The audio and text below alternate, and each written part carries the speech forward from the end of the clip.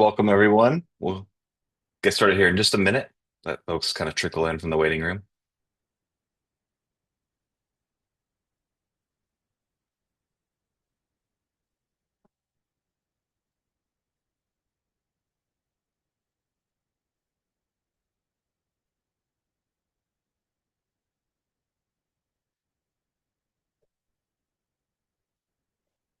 All right. Thank you, everyone, for joining us. This is our fifth or sixth installment of our lifelong learning series, Niner Knowledge, Loneliness and AI, Rethinking Social Connection. We're thrilled to have Dr. Megan Smith joining us today. She is going to give us an excellent presentation on how loneliness and AI intersect and how you can rethink your social connections and maybe be in a less lonely world. My name is Josh England. I serve as the Associate Director of Early Engagement. There will be a Q&A portion of the event, a couple of housekeeping notes for you. You can use the Q&A portion of Zoom at any point. Just click on Q&A and type in your question.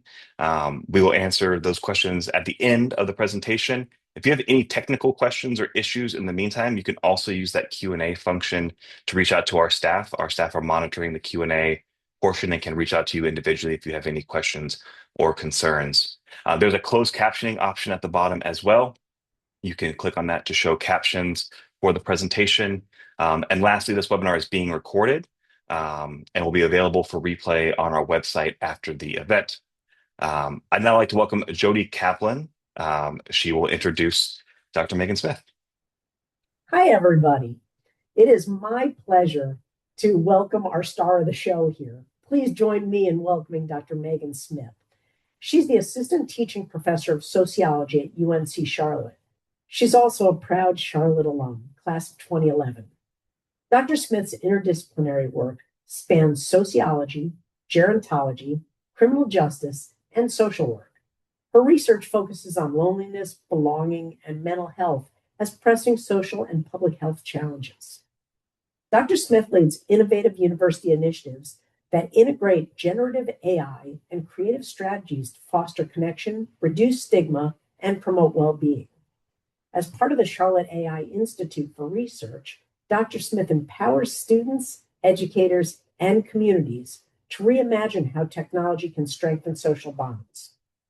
Today, she will share her insights on loneliness and AI, exploring how emerging tools can help us build more connected and inclusive communities. With that, please welcome Dr. Megan Smith. Hi, Jody. Thank you for the lovely introduction, and also to the alumni engagement for allowing me to share a topic that is near and dear to my heart. Yes, I earned my MA here in the Department of Sociology in 2011.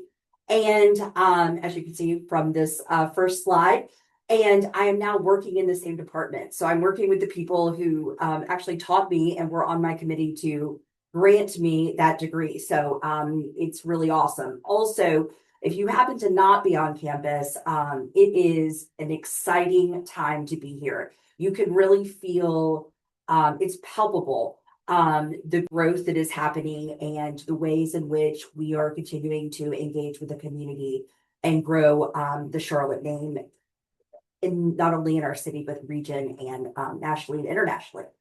So without further ado, I'm going to go ahead and get started. So I have these faces on the front because one can move through the state of loneliness. And so I want to start with a positive note and also end on a positive note.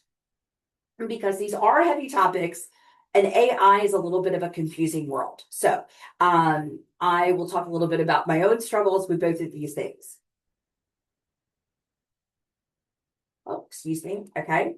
All right, here we go. So loneliness is a very serious public health issue.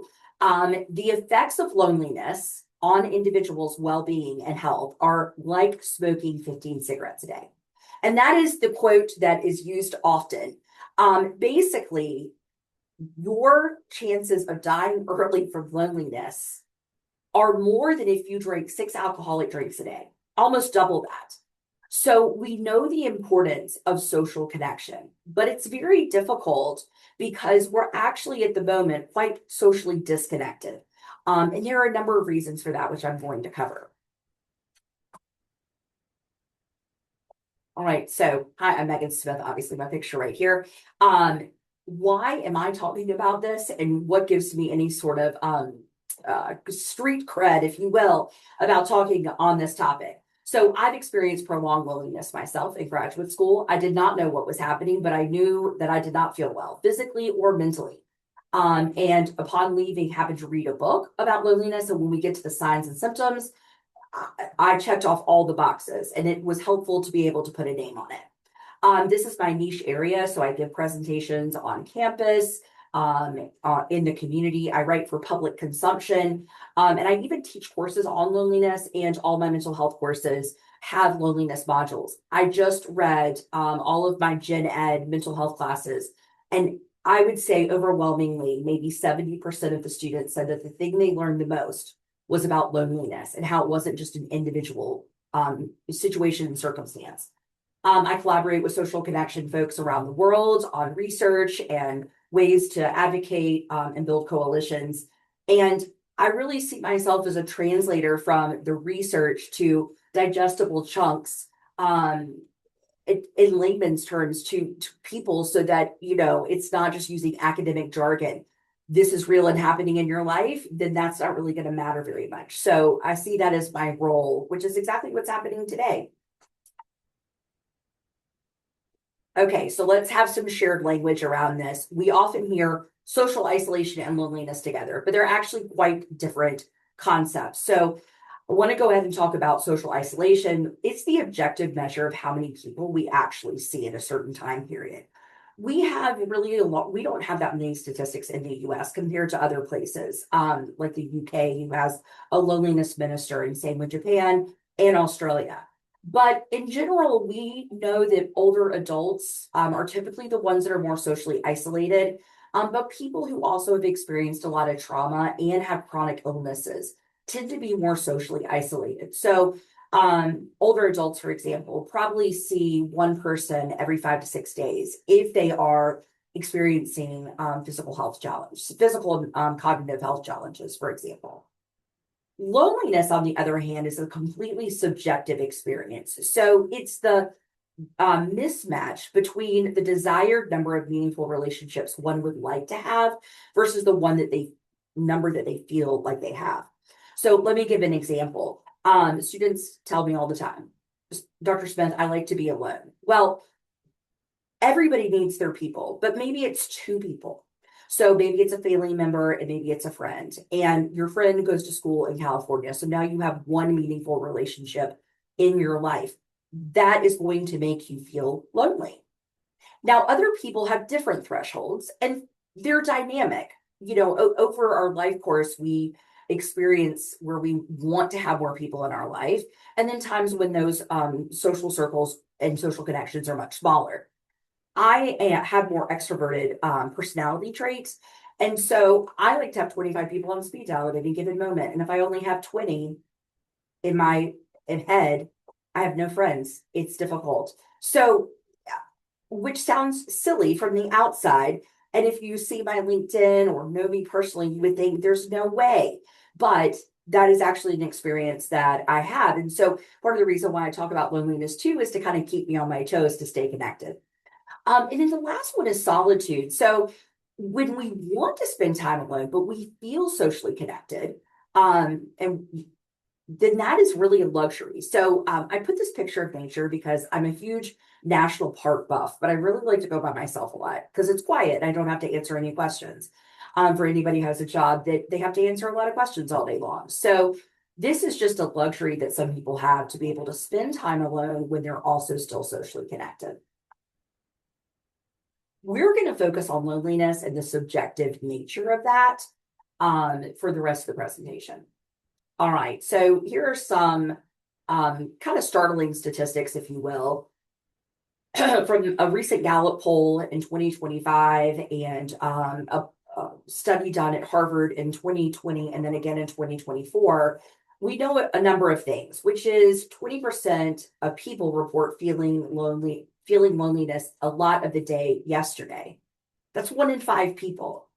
Now, We also know that older adults are actually much more socially connected, or at least perceiving social connection in a way that Gen Z is not. In fact, I started studying this in the gerontology from a gerontology lens, and in the process realized that we have a major issue with Gen Z, which we'll talk about a little bit because the reliance on prolonged technology usage, anywhere from sports betting to social media to gaming, etc.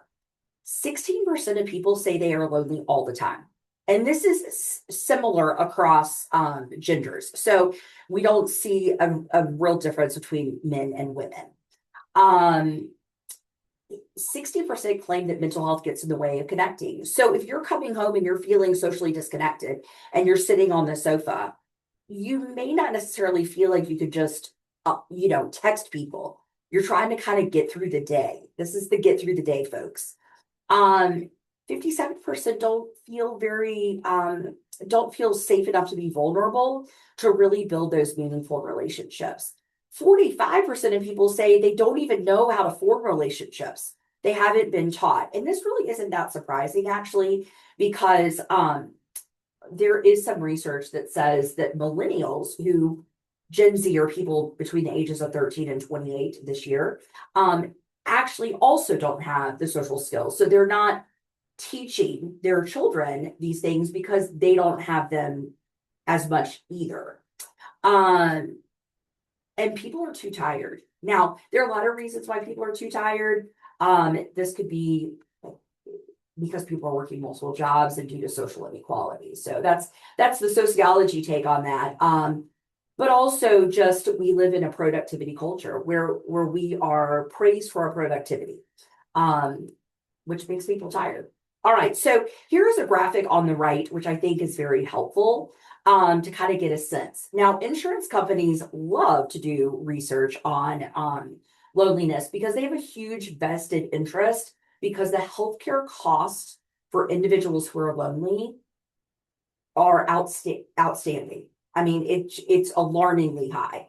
So we know, for example, that people who are in more minority groups or marginalized individuals tend to be more lonely. That's these statistics right here. 75% of Hispanic adults, socially right now, with a lot of the efforts to around immigration and focusing specifically on this population, can make this group of people less connected to their community. Young adults are twice as likely than older adults to feel lonely.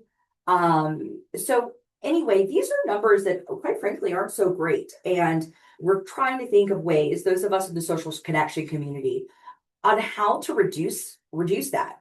Because as you will see, this first set of topics are weakened immunity. So if you're somebody who's getting colds all the time, or developing an autoimmune disorder, something may be happening, like, why am I getting sick all the time? And you don't work in a preschool or an elementary school, or maybe on a college campus, I feel like 1,000 people might have to door handle in a day. So that could be a sign. We see that people are obese. So when people are obese, there is a plethora of other types of physical health issues that go along with that, and mental health issues. Hypertension, which leads to increased likelihood of strokes, chronic heart disease, type 2 diabetes. And there is even research that they think there may be a connection with cancer. Not think, they have been able to prove that in empirical research articles. So also things like anxiety. In fact, loneliness, the number one symptom is anxiety. So if I'm around someone who is very, very anxious, one of the things that I'm thinking in the back of my head is this person not feeling socially connected or integrated into society? You're four times more likely to be depressed. So loneliness does not equal depression. A lot of people who are lonely are not depressed. We see higher rates of suicidality and self-harm. And then we see cognitive decline and dementia. So we know that one of the factors into Alzheimer's, for example, is not being socially connected. All right, so what are some of the signs and symptoms? You can read some of these, but basically we don't really feel like we have value or purpose in life. We have this decrease in self-esteem.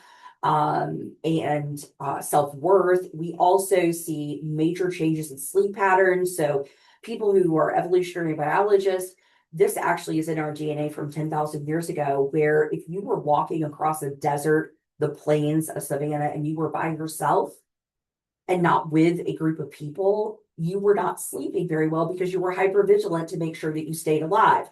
So that actually has not changed in our DNA. So we see these higher levels of insomnia and sleep difficulties.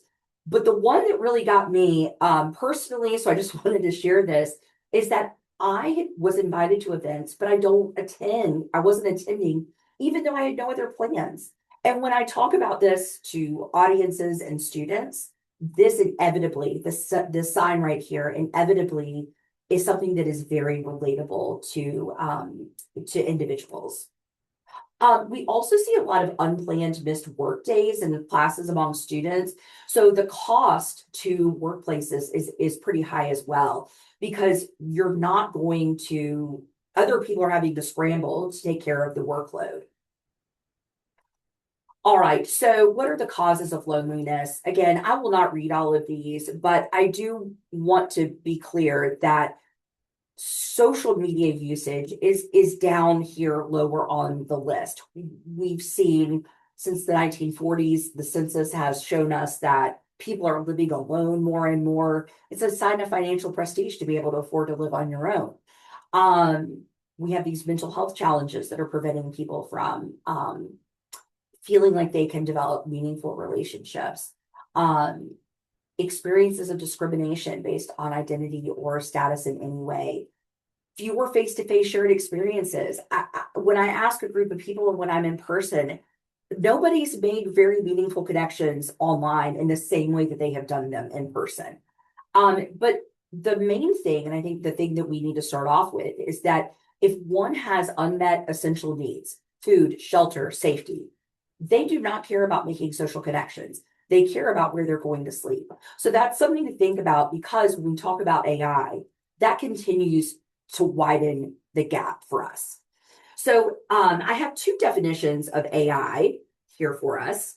AI is the branch of computer science dedicated to creating machines that are able to think like humans.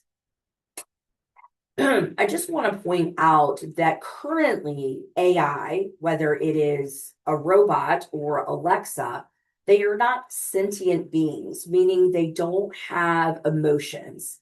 And early iterations of AI that started in the 1970s, these large language models is what they call them.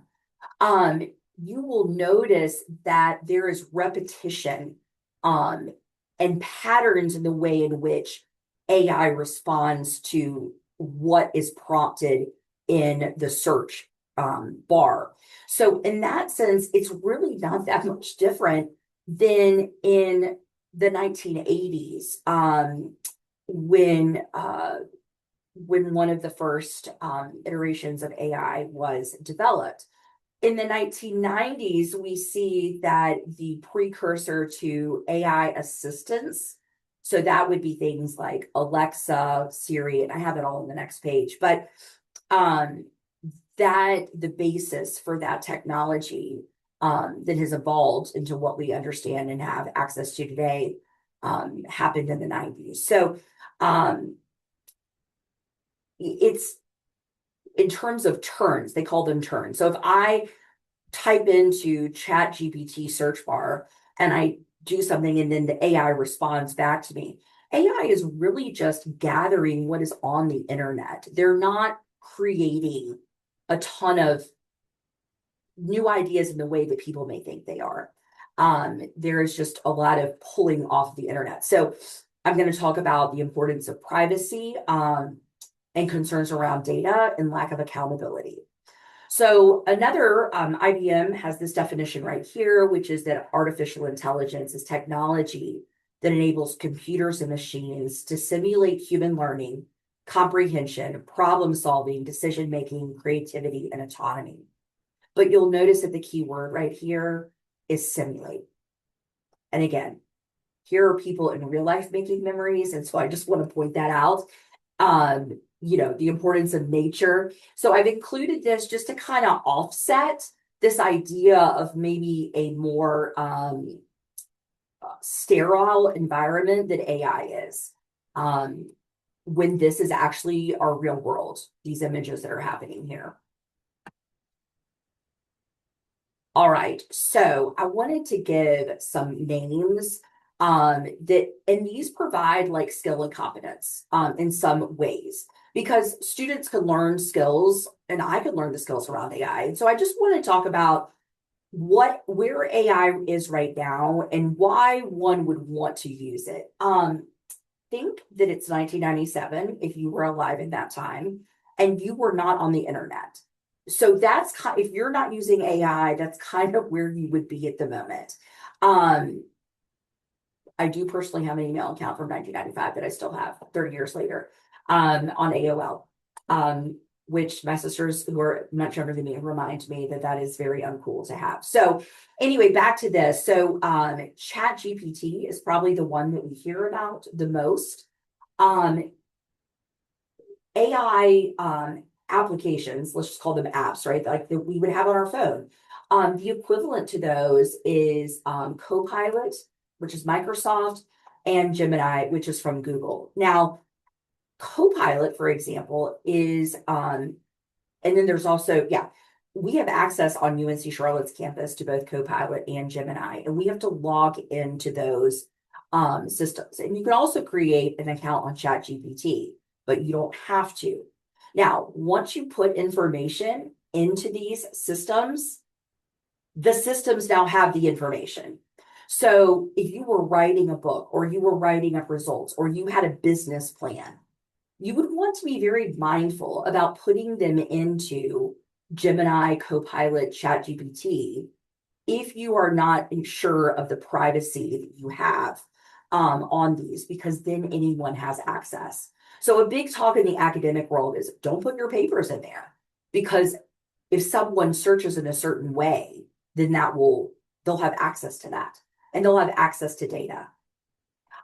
Replica is the number one chatbot in the United States and has about, I think, 35 billion users. So I'll talk a little bit more about chatbots because that is a connection situation. Otter AI, people may see this when they log into Zoom as an option to transcribe. So there are a lot of transcription AI services. And then also there is a way in which they can output the transcript so that people can do research, like an analysis of the words that people used. If you were doing a focus group on Zoom, for example. Then, of course, we have Siri and Alexa, which we know listen to everything we say. And they are also gathering data about us. That is why you receive the ads that you do on social media platforms. And then, of course, AI is showing up in social media platforms as well. So just if privacy is a big issue to you, these are important things to know. All right, so what are the benefits and drawbacks of AI? And I think it's always important to, you know what, I'll start with the drawbacks because it's important to hit on a more positive note. So one of the main things that I'm personally attached to are these ethical dilemmas. There is this concept called cognitive offloading, which means that say you wanted to write a thank you letter for a interview that you had, and you type that in, please write in the search bar, right? Please write a thank you letter to this person for this company for this job I applied for, and help me with wording on following up with an individual. Well, that's cognitive offloading because you're not using your own cognitive abilities and critical thinking skills in order to do that. So I tell my students, for example, if you put in the prompt for the discussion that we're doing or the assignment that we're doing, that is cognitive offloading. If you type up a paper with your own original ideas, and then you feed it through AI. An example of that would be Grammarly. And then Grammarly says, hey, I suggest you use these sentences and substitute what you've written with these other sentences. All of a sudden, in a way, the paper is not yours, but also you're putting original information in. But do you want to put original information in? Because do you actually have privacy? So there are a lot of ethical dilemmas around this. What if they're used in dissertations? What if they're used for academic papers? Because there is, if we move down here, bias and discrimination based on the type of information that is coming out. If anybody finds themselves watching videos on social media platforms, and then also, like me, going to the internet to check to make sure that it's real. I mean, obviously, a cat doing karate chops in a dojo is not this, like, that's obviously AI simulated. But if it's a person that we know, like your mayor of your town, then you want to go ahead and double check it because you're not exactly sure if that information is correct. Again, no privacy concerns. Is your information getting out there? This is what AI cares about, is gathering your data. That's how people who own these systems are thinking about it. We also have a lack of accountability and transparency. So there are a number of states who have created and passed legislation to protect individuals who might be seeking mental health care from AI chatbots. People don't think of it as AI chatbots, but basically that is what it really is. Making sure that the companies that offer this AI are also being transparent, like, we are collecting your data. There was a bill that was up for voting in North Carolina for more accountability and transparency, and it failed in our state legislature this year. And it can widen the inequality gap because when we go to the benefits of what AI is about, it increases efficiency and productivity.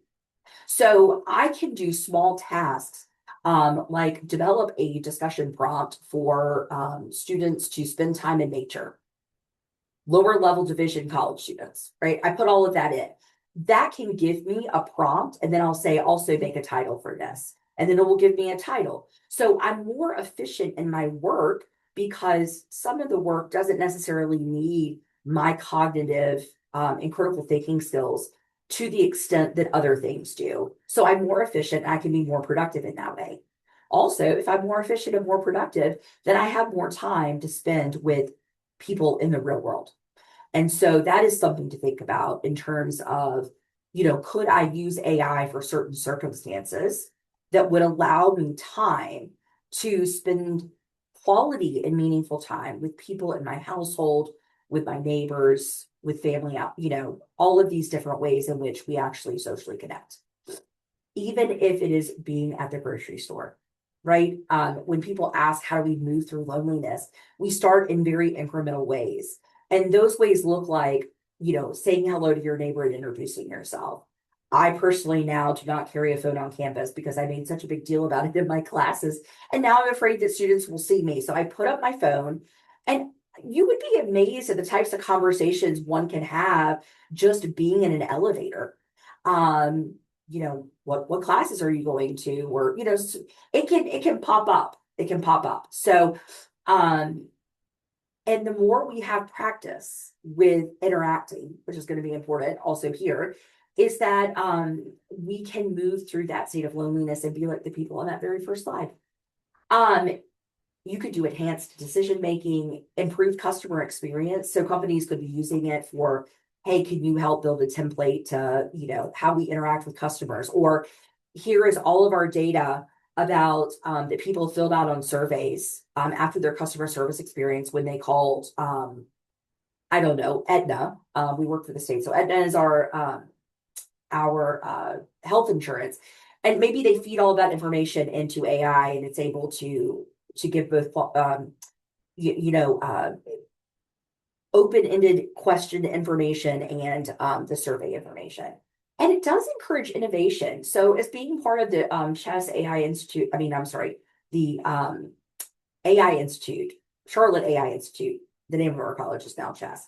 Um, People in the College of Computing Informatics and in the College of Sciences they are doing things you cannot even imagine, solving problems around health, especially in like bioinformatics.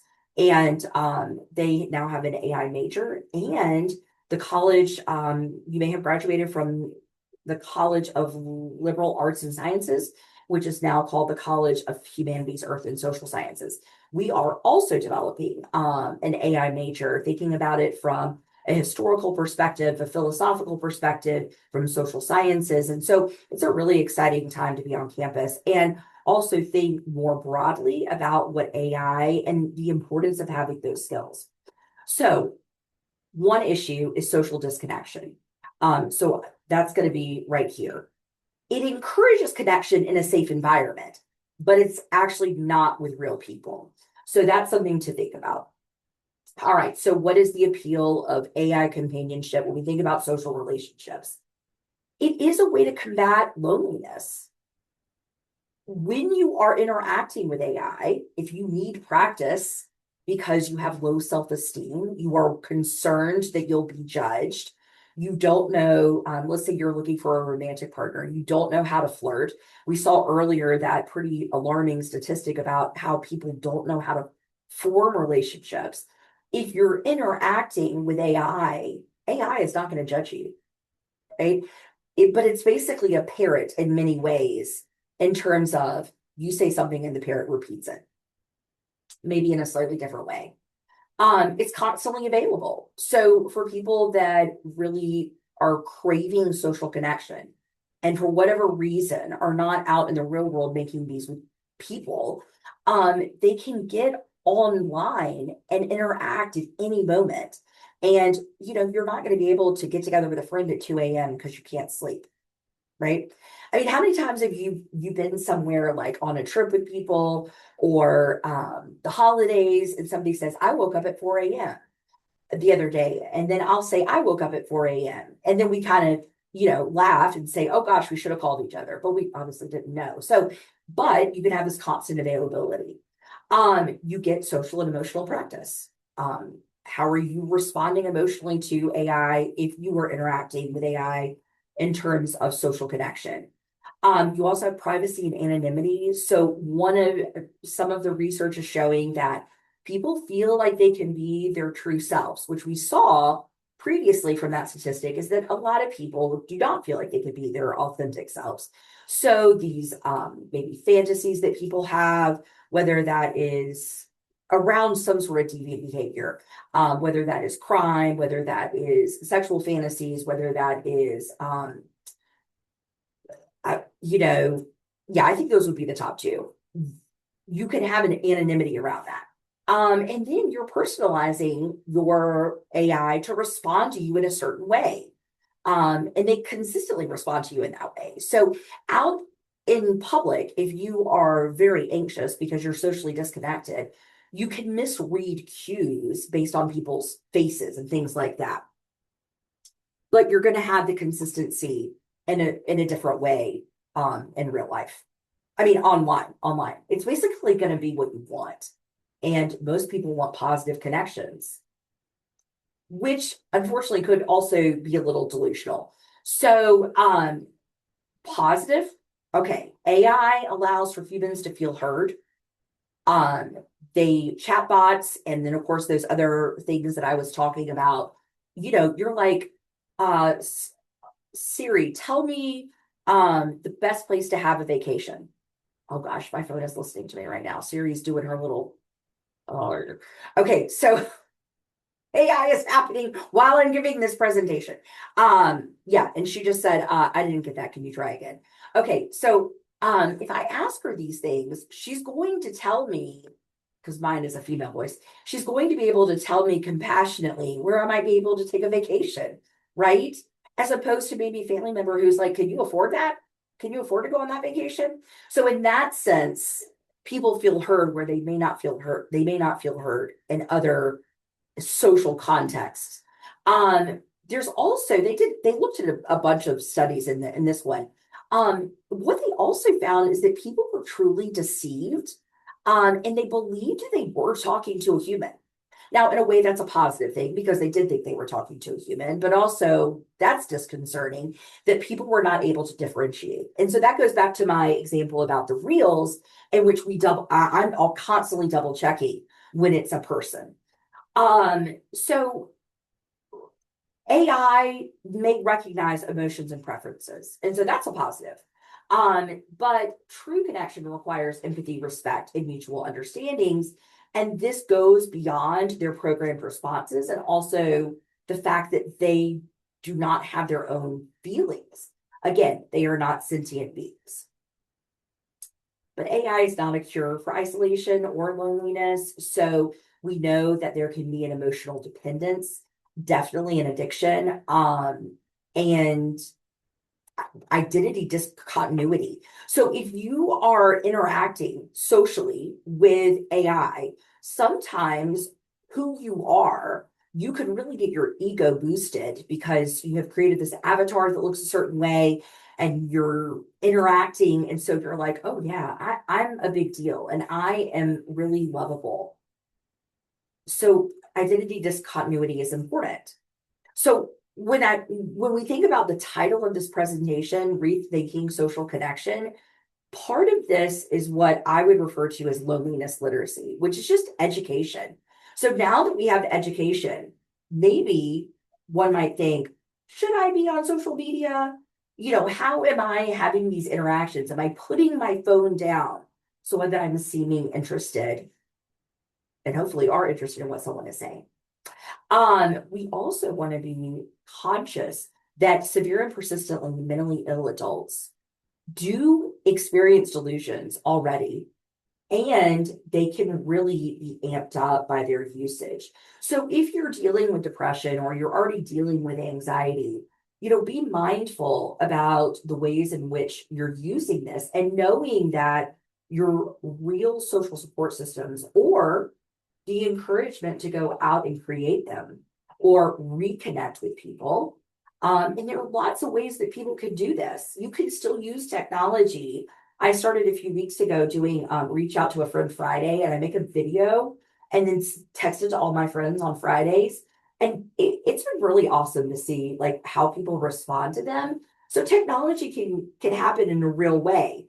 But I also have found that like the texts that follow then may lead to a phone call or actually getting together. So maybe it's like I think this right here is just an example of why it's important to know about AI, both the benefits and the drawbacks. So also, I'm sure some people have heard about this concept of AI psychosis. Um, these individuals believe that they're the first people to coin the term, and they published an article this year. AI psychosis, it has emerged as a way to explore how systems, meaning AI systems, like I showed you on that other screen, might trigger, amplify, or reshape psychotic experiences. So, that's something to be mindful about as well. So, what are the key takeaways? All right, AI is not all good or all bad. Um, it can be used for efficiency. It can help with teamwork and collaboration. So your social connections at work. We know that people are very lonely at work. There's so much research about how lonely people are at work. And so AI could be a good way to start off in a brainstorming capacity for your working group and ways to connect. That's pretty awesome. You are not alone if you feel lonely. I just want people to know that because somebody, and probably several people, may be feeling that right now. And I just want you to know that you're not alone. Loneliness does not have to last forever. It did not last forever for me, but it does come and go. And the reason I'm saying that is because I want to be vulnerable and letting people know that, because this is the motivation for why I study it. Um, and I did get back to this place like these people right here who were in a circle and somebody turned on the camera, right? Like there are really positive takeaways from this. So the goal of talking on these topics on AI and loneliness is, and I'm going to stop in a moment because I know we have Q&A, but the idea that AI can have some positives for building up self-worth, but also service does that. Service to others gives us confidence, builds our self-worth, makes us feel purposeful. So the really big thing is education, but also how can you use AI to save time on more meaningful tasks to spend time with people? How can you use AI to have more meaningful relationships at work when you're brainstorming? Could you use AI to help come up with a plan for a social calendar? How do you use, I typed it the other day to AI asking how to de-stress around the holidays when I'm finishing exams and, traveling all over to see my family and trying to earn a certification and write a book chapter. And AI told me what to do. It gave some helpful hints on how to do that. So in that sense, that was helpful because I was looking for direction and I couldn't really think of anything. My head was just sort of spinning at that point. So just typing that prompt in was really important. So I would like to thank you for your time. I am in the sociology department, as my tag says. I'm an ambassador for the Foundation for Social Connection. I encourage you to look at this website and all of the resources that it has. I welcome people to email me if you have questions, if you're interested in me talking to other groups that you may know about. And then I also wanted to give you my LinkedIn QR code. So if you want to take a photo of that, feel free to do so. And you can follow me on LinkedIn and sort of see all of the social connection efforts that I'm up to these days. Thank you. Thank you, Dr. Smith. We really appreciate your expertise here. We had a couple questions come in. If you are sitting here listening and questions pop up, you can use the Q&A portion. It's down on the bottom of your screen. You can type in questions for Dr. Smith as you think of them. To start off with, did loneliness start during the pandemic? No, so loneliness did not. Are y'all able to see me above my title up here? Yes, you're Okay, great. okay, good. All right. So loneliness actually did not start during the pandemic, but here's what happened. When we couldn't do things like go to Target and run errands to stay busy, we had to face the fact that many of us were living, and I'm just going to use second person, but I was not feeling this way. But a lot of people realized they did not have an emotional connection or an emotional intimacy with their children, with their spouse, with their whoever they were living with.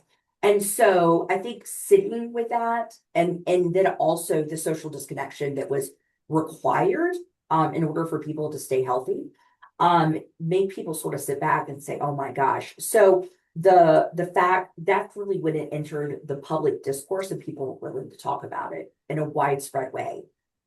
How long has it been going on? Since the 40s, we know for sure. And then in the late 1970s, we started seeing a lot of research about how people were unhealthy and dying earlier because they did not have social connections. Thank you. A second kind of maybe somewhat related way, I think there's been a rise in social media in the past decade, 2 decades. And along with the birth and the growth of Gen Z, is social media the reason that Gen Z is experiencing loneliness at the rate that they are? It is not helping. I'll say that. It is not helping. So we do not the verdict is really still out on social media because as you said, Josh, it's really exploded in the past 10 years. In terms of young children whose brains are still forming, there is some concern that it may affect brain development. We also know that excessive use not only does things like creates more anxiety and depression due to comparison, but also is a place where young adults can be groomed and predatory behavior happens. So yes, they're on it a lot. They don't have the interpersonal skills, but they also don't have interpersonal skills because they were learning on Zoom and Yeah. they didn't have part-time jobs. So these interpersonal skills, and it's becoming a really big problem because as Gen Z enters the workforce, the rates of people being fired is very high because they know technology, they understand AI, but they don't have the skills to interact in person in a way that previous generations did. Along those that same kind of line there, how do you have any tips, or how do you encourage maybe some of your current students to disconnect from technology, from social media, from AI, from whatever it is, to go out and make those relationships in the real world, and make those real connections? So I can give an example from class from this semester. Some students I notice are on their computers a lot and their devices, and I know they're not paying attention to it. I mean, they are on their social media. And I have come to discover that some of that is an addiction. And also, I know that because they're in class, but they miss the instructions entirely. So I found out for a few students when I talked to them, hey, why don't you practice keeping your phone up for half the class period? And then I do things in the class to work on social connection, like the feeling of belonging in a community is social connection. So I do words of encouragement and an email every Wednesday. I stay by the door and everybody has to say goodbye to me every time they leave. And I also think, though, I might be, for some people, I might be the only person that is looking them in the eye and saying, see you later. Don't forget to drink water. Be back on Monday. Like those kinds of things. Yeah. So I try small steps of getting off of the devices because inevitably people say every time. I had a student who was really addicted to the phone.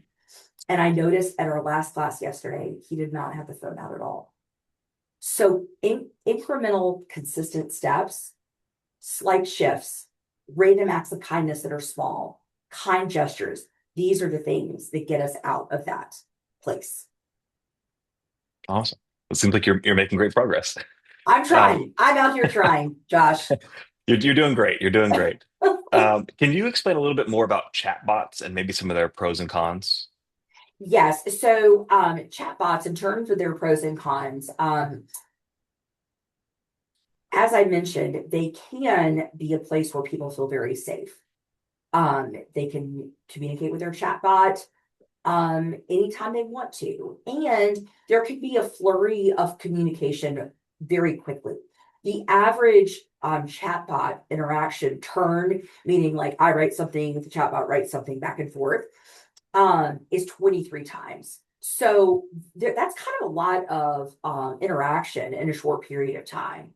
And also, there are studies that I found. I think I have every single study printed on my desk, and the pile is not high. Men in particular are feeling very insecure approaching women. And there is kind of this movement right now, like um, of feeling frustrated by that. And so a drawback could be that there's more of a reliance on a faux romantic relationship with an AI chatbot as opposed to having one in person. Um, but again, a positive is that, it can boost confidence. People feel safe. They feel like they are anonymous and no one is knowing how they're actually communicating. And people do like those aspects of it. Thank you. We have another question here in the chat. I often hear about the male loneliness epidemic, but you mentioned earlier that men and women experience loneliness at about the same rate. Said actually, I think one slide might have had it slightly higher for women. So is male loneliness a myth? What are your thoughts on that? So actually, I'm beginning to think that it is. Here's what happened though. Men had larger friend groups, mainly because they're in the public sphere, meaning that they were the ones going to work. And so they had larger friend groups to start with, whereas women did not have as large friend groups because they're mainly at home raising children or part-time jobs or the side hustles. Obviously, a lot of women work also, but when they get home, they're still doing a larger percentage of the chores. All the family research shows that. So, family and marriage research shows that. So, it may seem like a decline. I suspect that part of that is coming from a few small studies and this sense of frustration that men are not able to find partners. Women, from a sociology perspective, women have higher college graduation rates. They are going to grad school at higher rates and they are making more money. So they do not need a partner in the same way that they did 20 years ago. And so in that sense, they can be more selective. Um, so I think that is some of it. Um, yeah, I mean, Scott Galloway would disagree with me, but he loves to talk about that. He obviously is a big public figure who talks about that a lot, but um, I don't know that it's as true. I'm not seeing it when I read um, the books or the articles in a way that I would have expected. Interesting. Yeah, it is really. Another question here. You described loneliness among certain age group ages. Are there any collective cultures that are being affected by the loneliness epidemic, or these cultures have remained consistent, or if they've been studied so far? Um, Cultures meaning like other countries or subcultures within the US. You know? Maybe subcultures within the. I'm not entirely sure, Okay. but maybe cultures within the U.S. Yes, so we typically think about loneliness in age cohorts because we were thinking we were stereotyping older adults for a long time. And I mean there's reason for that, like leaving the workplace, people passing away as we age, our health becoming more fragile, things like that. But then we discovered that they're actually the lowest group right now in terms of loneliness. Gen X is not that far. Is it Gen X? It's not that far. They're kind of different in that sense. So, but younger generations are. But we also know things like young mothers of young children, excuse me, are very lonely because they're not talking to people that, you know, they're talking to people that it's difficult to understand what they're saying. And they're learning how to be human beings if you're 2 years old. We also know like the LGBTQ plus community is often excluded in a number of spaces.